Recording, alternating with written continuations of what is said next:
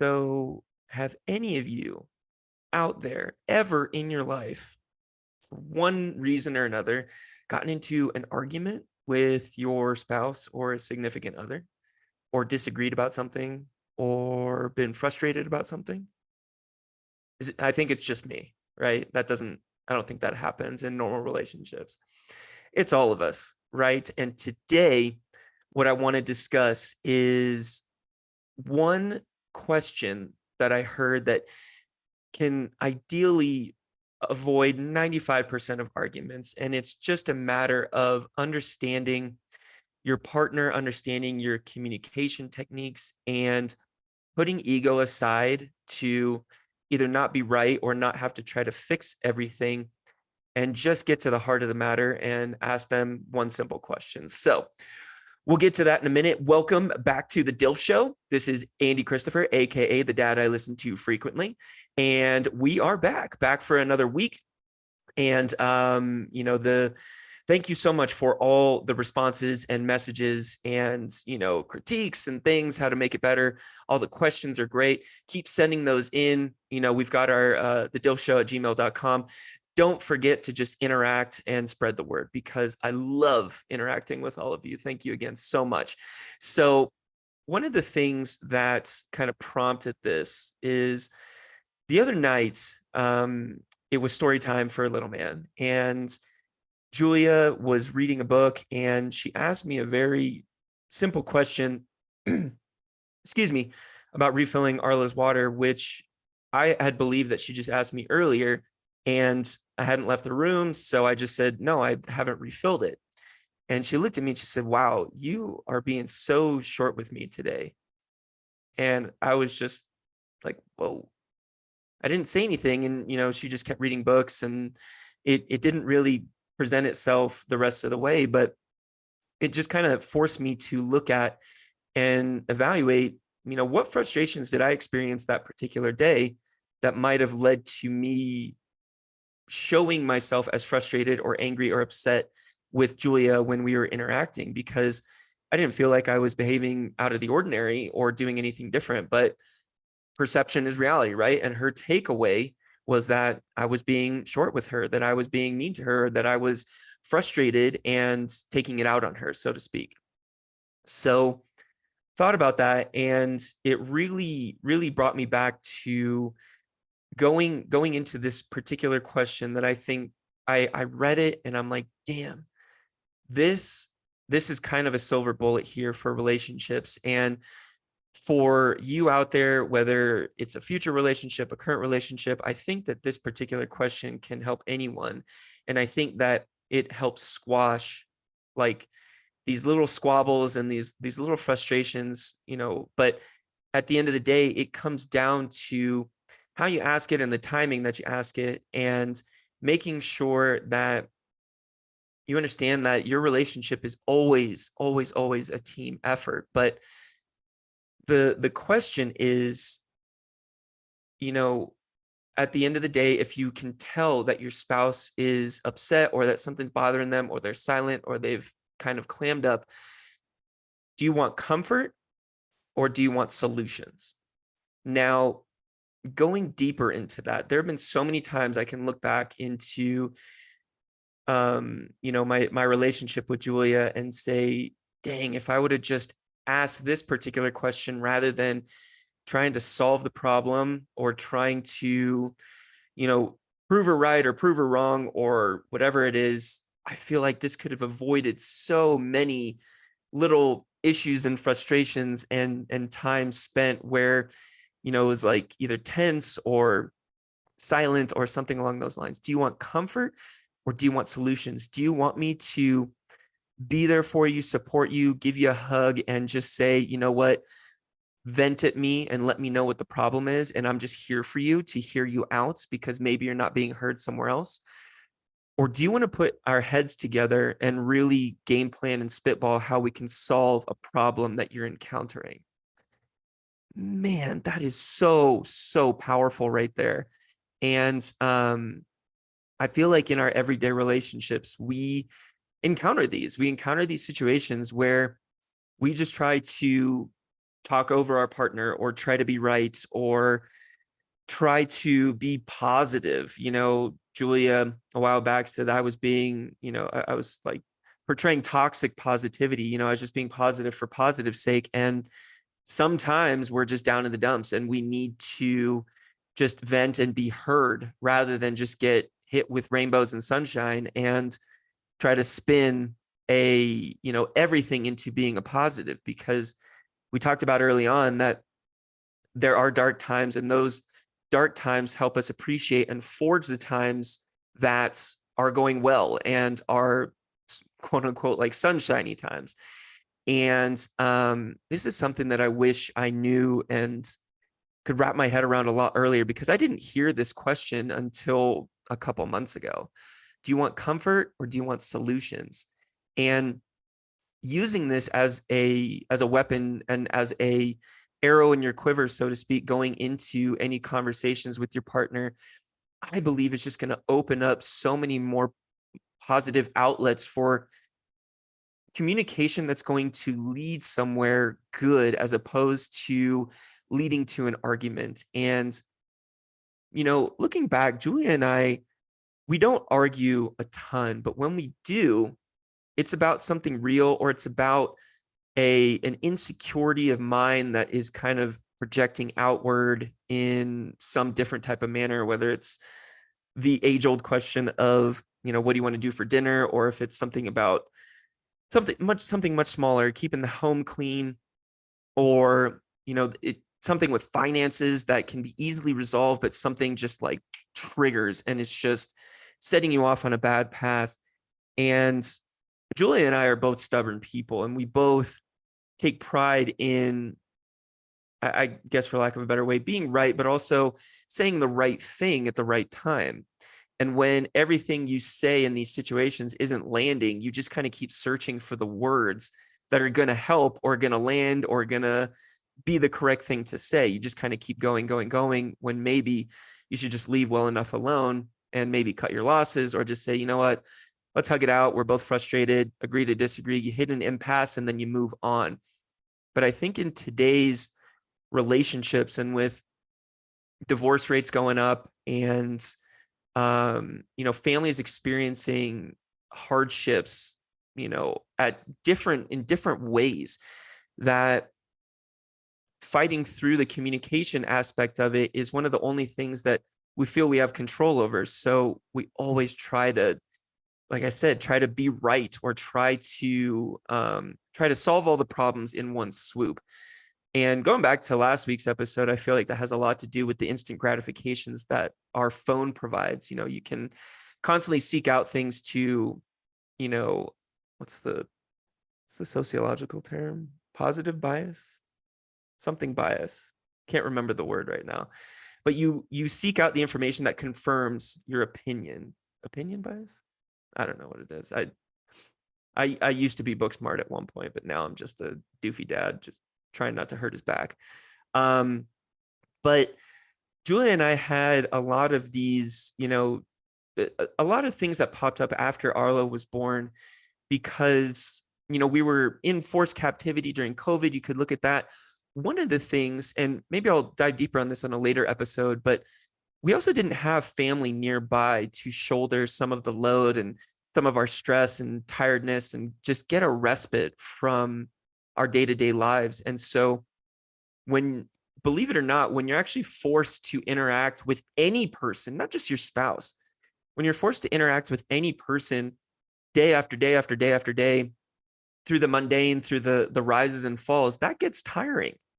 And we all went through this during COVID. So you out there are probably saying, yeah, you know what, you're right. There were some more frustrations that we had to deal with. And when we didn't have that family to be able to pass off to, and when, we were paying off credit card debts, and it was like, all right, well, we wanted to get a babysitter or get someone. Oh man, the first babysitter we had that's a crazy story. But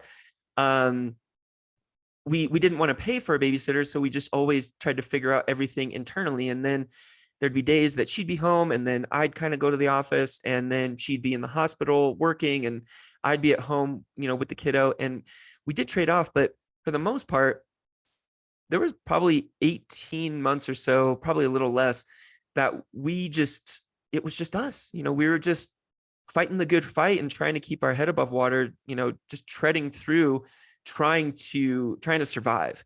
And that led to a lot of unnecessary and frivolous arguments and little mini battles. And those can sometimes be pervasive to a larger issue and kind of draw out and present itself even down the road at times in some other way. And one of the things I used to do was I used to, try to hold ammo for, when it was time to, okay, I gotta save face here. Maybe I need to make her feel bad or something. I feel bad right now. I feel attacked. So now I'm going to attack back. And that's just not how modern relationships work, at least healthy ones. You can't just, you have to be able to hold your ground, but you can't just jaw back to make your partner feel bad just because something pertinent they said that was right made you feel bad. Right. And so with this question, do you want comfort or do you want solutions? I've now found myself taking a beat in conversations or a few seconds to present my next question rather than just reacting out of emotion and saying or asking the wrong thing. And you can be as straightforward as, hey, do you want comfort or do you want solutions? But if you can kind of tease out and see, all right, my spouse is frustrated right now. Maybe something happened at work and they really just want to be heard right now. It's just like, oh man, like what went down today? What what can I do? Can I give you a hug? Or if it's something technical or something granular, then say, hey, it seems like we're worried about this particular finance or this particular credit card. Do you want to look at these things tomorrow or maybe over the weekend so that we're not worried about this problem? And the power of just taking that extra few seconds to formulate the right question based off of your partner's needs, I think is so critical to surviving and thriving in, coming off of a time when you were really forced to be together, when you might have needed some space or you might have just needed time to gather your thoughts or needed time to be alone and just hit the reset button. You never got that. And having a child during all of that just amplifies all those things, because then it becomes a case of, well, you don't want to present the wrong thing in front of the child. You don't want to, you're not lying or anything, but you don't just want to constantly be squabbling over stuff that doesn't matter, because your child will emulate exactly what they see out of you. Right. And if that becomes the norm and the status quo, then they're going to take that to daycare. They're going to take that to school. They're going to always hold that with them.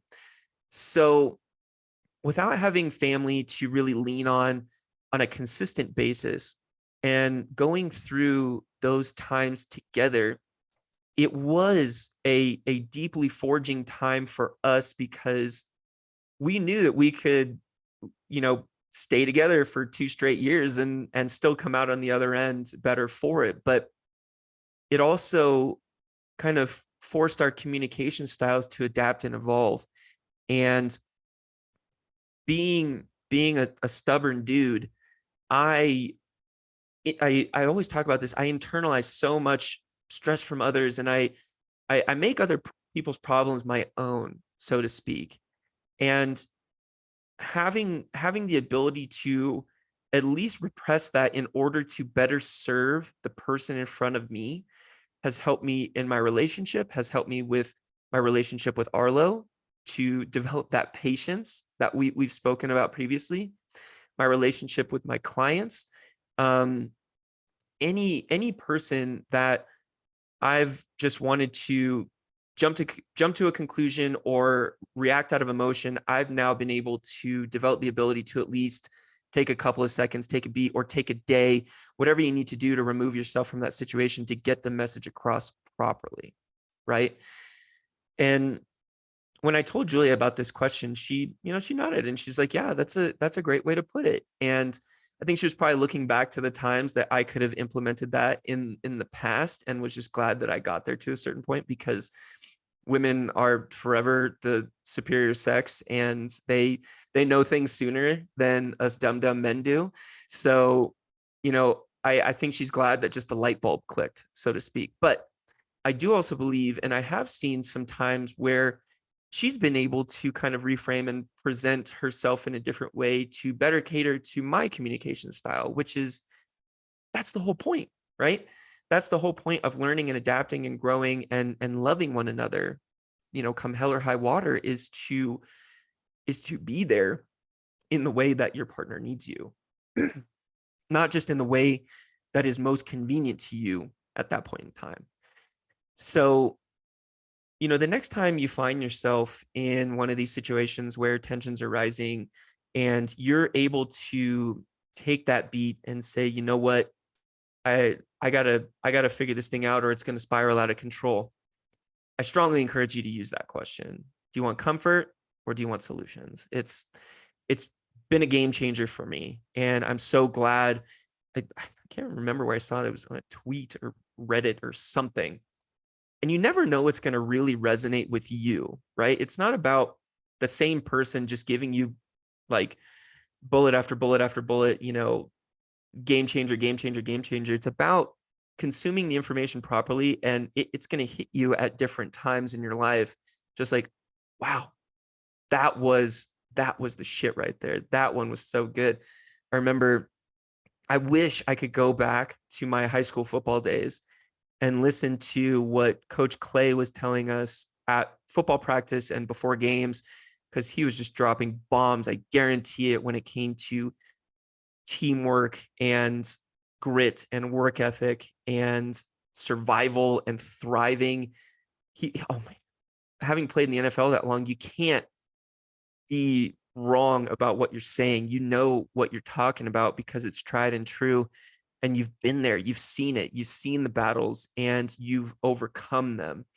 Man, do you ever wish you could go back in time and like have the brain that you have now, but maybe go back to, high school or middle school and just not give a fuck and, make moves? And yeah, I mean, you could do the unsavory thing and, oh yeah, I would go back and, invest in Apple, or, I'd start Bitcoin, or, whatever. But I just wish I could go back and reevaluate my relationships and then take more chances, no fear of judgment, go in and do it that way. And taking this little nugget, do you want comfort or solutions? That would help me, thrive with teachers, thrive in past relationships. But everything that's happened up until this point has got me here. So I'm eternally grateful for all those interactions. We all learn at our own speed and at different paces. And for me, it took me 37 plus years to hear this particular one that resonated with me. But I think that's going to help potentially resolve a lot of future arguments and help you out in the future. And that's the whole name of the game. So I'm trying to think. I thought I had a funny story. Oh, I'll conclude with this. The little things, we had an episode called Small Moments. The little things that people take away. So Julia was asking Arlo about his day and, good day, bad day, that kind of thing. Arlo, did you have a good day? Yeah, good day. Oh, well, what was good about your day? Daddy made breakfast. Daddy blew his nose. Daddy's okay. that made, that just made my heart sing. He took me blowing my nose as a positive of the day.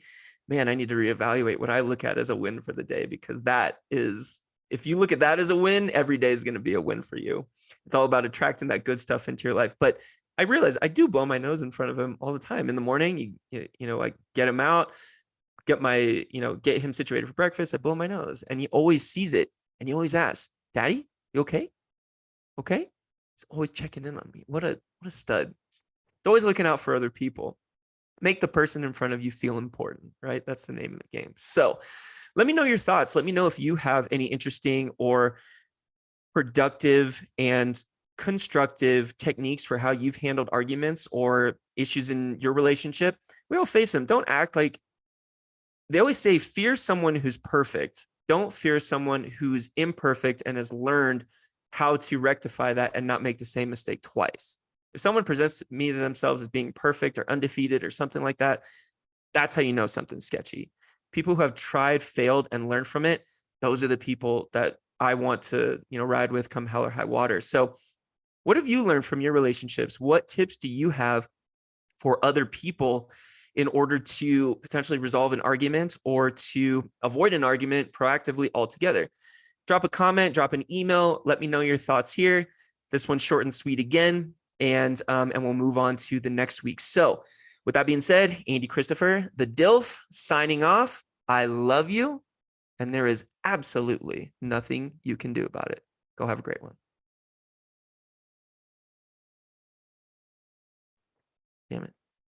I didn't push stop recording. I pushed end meeting.